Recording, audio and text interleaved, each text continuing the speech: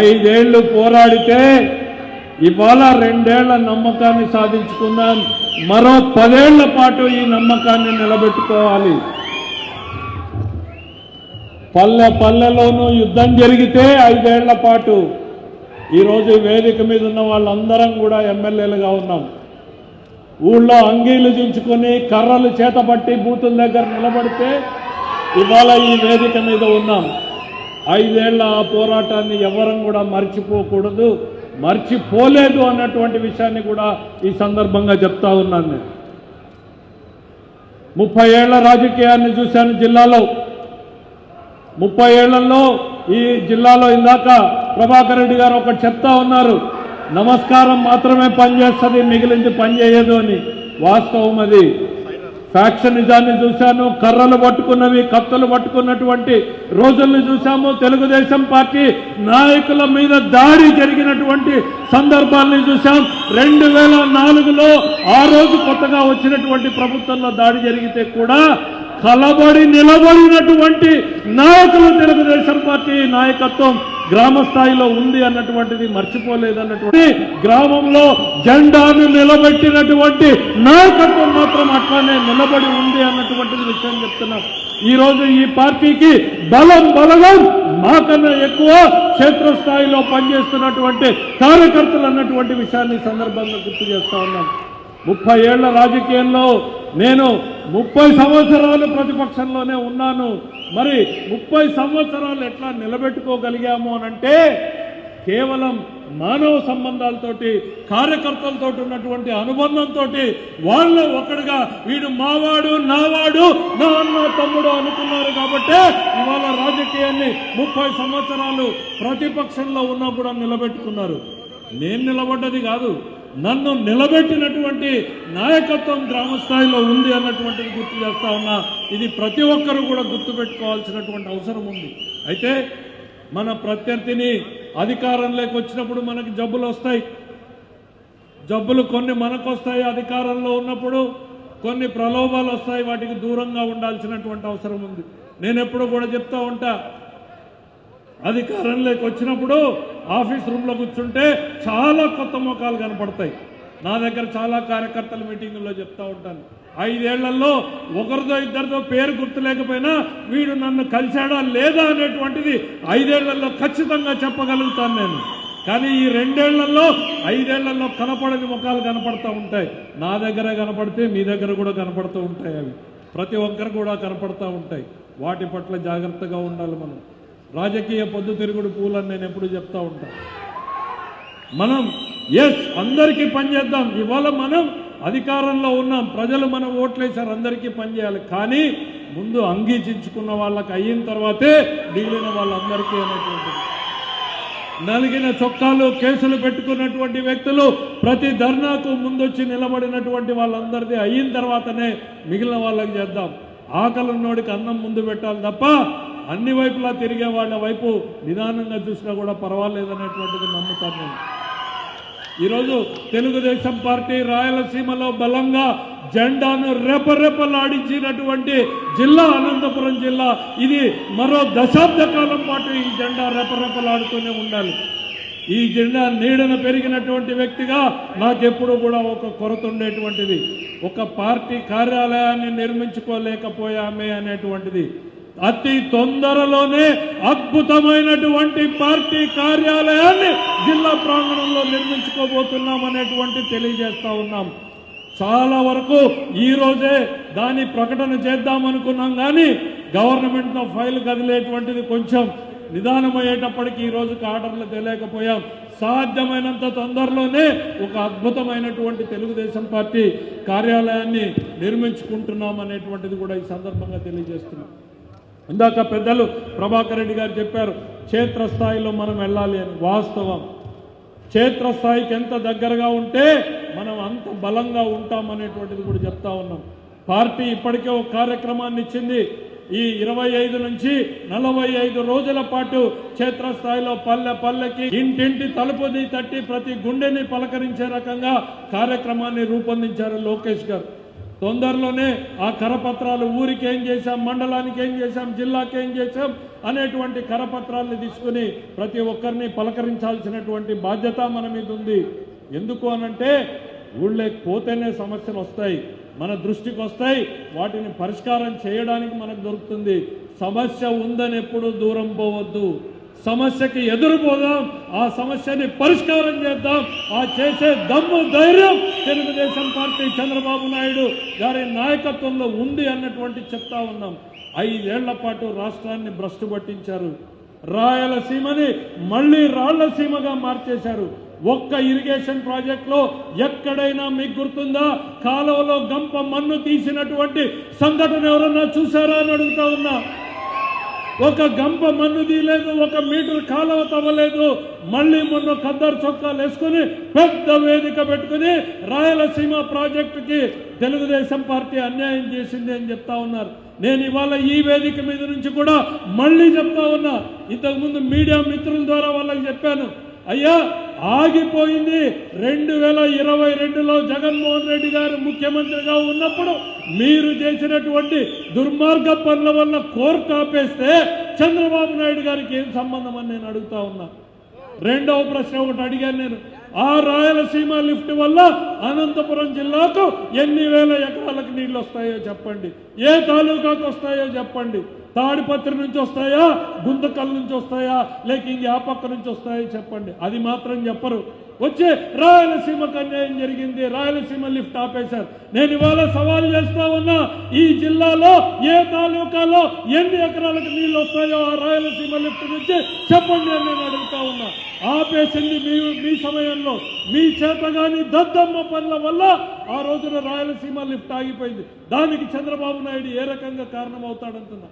ప్రజలకు మళ్ళీ చెప్తా ఉన్నాం, నమ్మొద్దండి, మాయ మాటల్ని నమ్ముకున్నారు.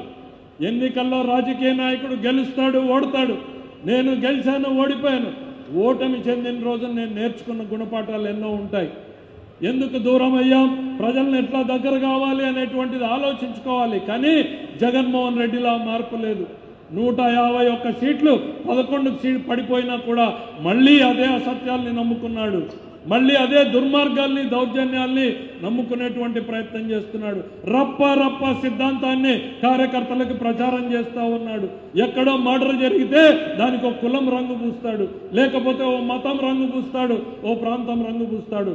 ప్రజలకి మొట్టమొదటిసారి అసెంబ్లీలో బడ్జెట్ ప్రవేశపెట్టిన రోజు నేను చెప్పాను, సిగరెట్ మీద ఒక బొమ్మ వేస్తారు మనకి, తాగితే ఆరోగ్యానికి హానికరం అని. అవునా కాదా? దాన్ని చూసి చాలామంది, మీరు చెప్పండి, మనం స్కూల్లో పోయేటప్పుడు ఎంతమంది సిగరెట్లు తాగుతుండ్రు, ఇవాళ ఎంతమంది తాగుతున్నారు? తగ్గినారా లేదా? పదే చెప్తే తగ్గే వాళ్ళు ఉంటారు. ఇంట్లో పెండ్లాం కొడుకులు చెప్తే మానేసే వాళ్ళు కొంతమంది ఉంటారు. వాళ్ళు కూడా ఇంకా మొండిగా మానుకోకుండా ఉండే వాళ్ళ కోసం సిగరెట్ ప్యాక్ మీద బొమ్మ వేస్తారు, క్యాన్సర్ ఉండే వాళ్ళకి. అవునా? అదన్నా చూసి మానుతారు అని. ప్రజలకి మనం అట్లా నిరంతరం చెప్పాలి, ఈ వైసీపీ గొడ్డలి పార్టీ సమాజానికి హానికరం అనేటువంటిది మళ్ళీ చెప్పాలి. వైసీపీ నెవర్ అగైన్, కూటమి వన్స్ అగైన్, కూటమి అగైన్ అండ్ అగైన్ అనేటువంటిది మన నినాదం కావాలి. ఇది ప్రజల కోసం పనిచేసేటువంటి పార్టీ, ఒళ్ళు దగ్గర పెట్టుకుని పనిచేసేటువంటి పార్టీ.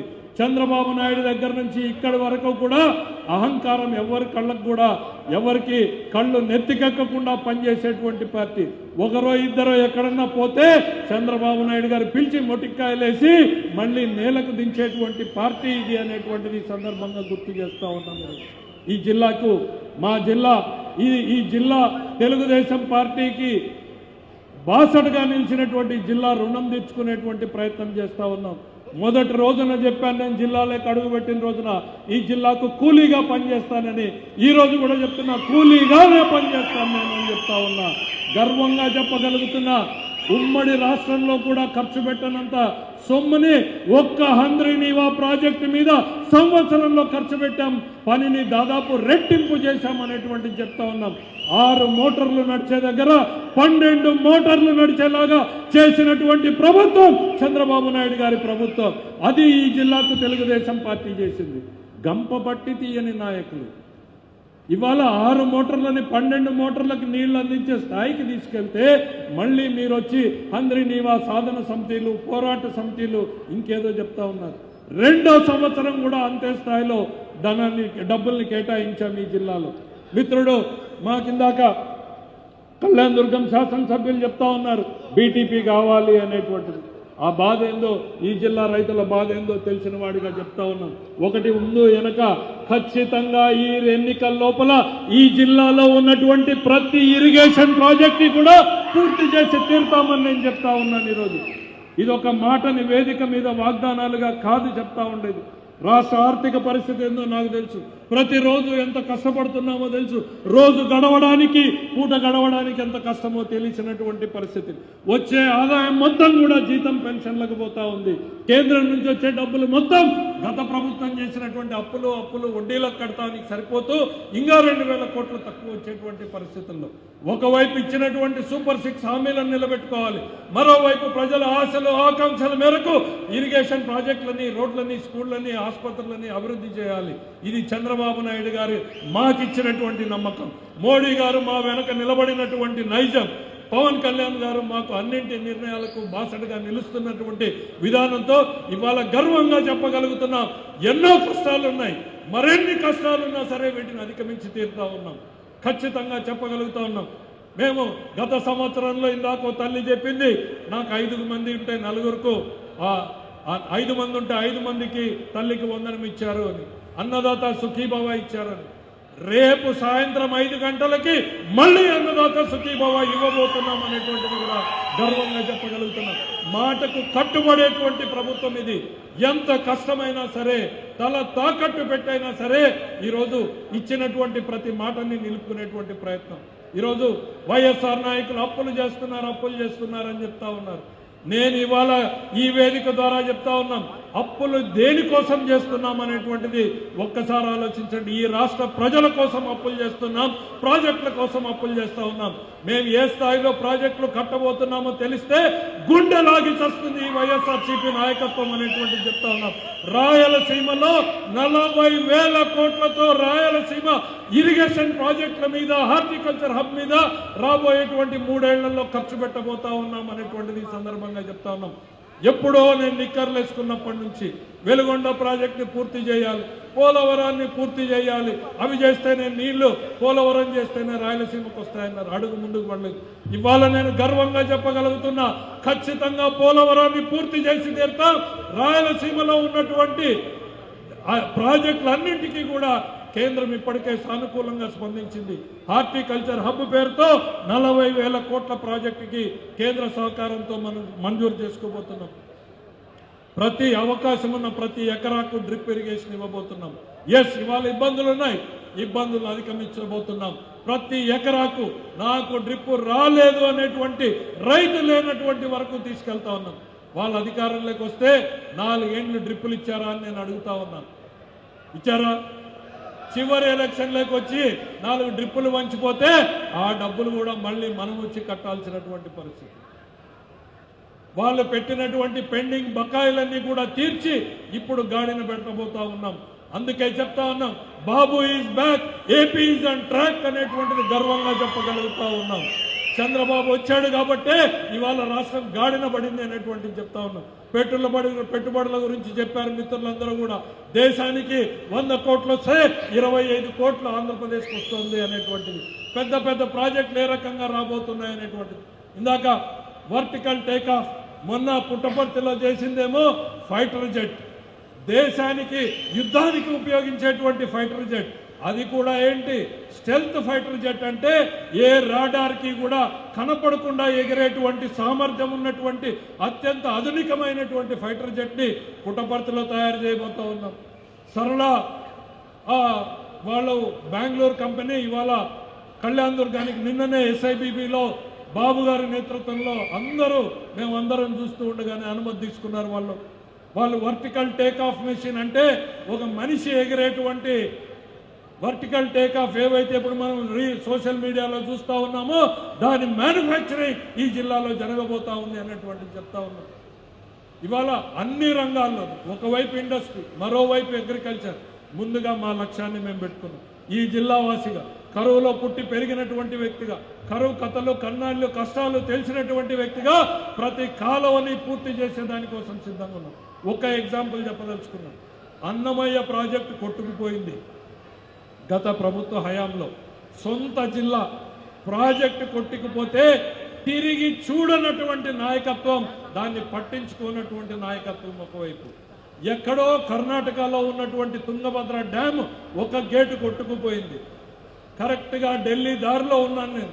జిల్లా నాయకులతో మాట్లాడాం. కాలువ శ్రీనివాస్ గారు పొద్దున్న 9 గంటలకు పోయారు. కర్ణాటక ప్రభుత్వం స్పందించడానికి ముందు తెల్లవారుజామున 5:30కి చంద్రబాబు నాయుడు గారు స్పందించారు. మా అందరికీ కూడా ఆయన ఒక్కటే మాట అన్నాడు, go all out, take your decision, దాన్ని కాపాడండి. ఇవాళ గర్వంగా చెప్పగలుగుతున్నాం, ఒక గేటును నిలబెట్టి రైతులకు పంటని కాపాడమే కాదు, మొత్తం గేట్లన్నీ కూడా ఒకే సీజన్లో 4 నెలల్లో మార్చినటువంటి గొప్ప చరిత్ర తెలుగుదేశం పార్టీది అనేటువంటి చెప్తాం.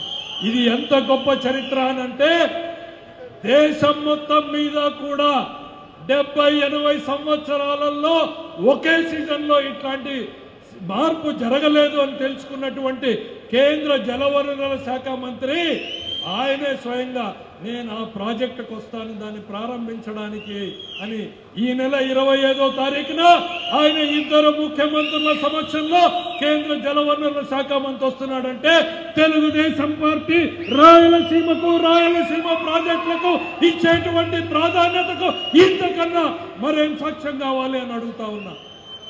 ఒక్కటే చెప్తా ఉన్నా, ప్రత్యర్థులు దుర్మార్గులు గ్రామాల్లో ఉన్నటువంటి వాళ్ళు కావచ్చు, వాళ్ళ నాయకత్వం కావచ్చు, వాళ్ళు ఒక్కటే హింసను నమ్ముకున్నటువంటిది, భయం ద్వారానే ప్రజల్ని లొంగదీయాలి అనేటువంటిది, మనం సేవ ద్వారా దగ్గరకు కావాలనుకున్నటువంటి వాళ్ళు. ఇవాళ గర్వంగా మీరు ఊళ్ళో మీరు కాలర్ ఎగరేసుకుని పనిచేసేలా పనిచేయడానికి చంద్రబాబు నాయుడు గారి టీం పనిచేస్తుంది. ఎస్, ఎన్నో కష్టాలు ఉన్నాయి, ఇబ్బందులు ఉన్నాయి. నేను మళ్ళీ కూడా చెప్తా ఉన్నా, ప్రతిరోజు గడవడం కూడా కష్టమే. కానీ మీ గర్వం, మీ కాలర్ ఎగరేసుకుని తిరిగేలా మాత్రం చెప్పిన ప్రతి మాటని కూడా నిలబెడతామనేటువంటిది ఈ సందర్భంగా తెలియజేస్తా ఉన్నాం. ఈ సంవత్సరం రేపటికి రేపు అన్నదాత సుఖీభావ ఇస్తున్నాం. వచ్చే జూలై నెలలో మళ్ళీ పేరెంట్ టీచర్ మీటింగ్ 18వ 19వ ఏ రోజు పెడితే దానికి ఒక రోజు ముందుగానే తల్లికి వందనాన్ని కూడా పూర్తిగా విడుదల చేస్తామనేటువంటి తెలియజేస్తా ఉన్నాం. ఆటో డ్రైవర్ల సేవలో కావచ్చు, మత్స్యకార భరోసా కావచ్చు, ఏ కార్యక్రమాన్ని కూడా ఆపం. రాయలసీమ ప్రాజెక్టులన్నీ నిలబెడతాం. తెలుగుదేశం పార్టీ కార్యకర్తల గౌరవాన్ని కాలర్ ఎగరేసుకుని నిలబెట్టేలా ఈ తెలుగుదేశం పార్టీ పనిచేస్తుందని తెలియజేసుకుంటూ, శత్రువు పట్ల అప్రమత్తంగా ఉండాలి, ప్రత్యర్థిని ప్రతిరోజు గమనిస్తూనే ఉండాలి. మనం వీడేం చేస్తాడనే నిర్లక్ష్యం వద్దు. వైసీపీ నెవర్ అగైన్, కూటమి అగైన్ అండ్ అగైన్. జై హింద్.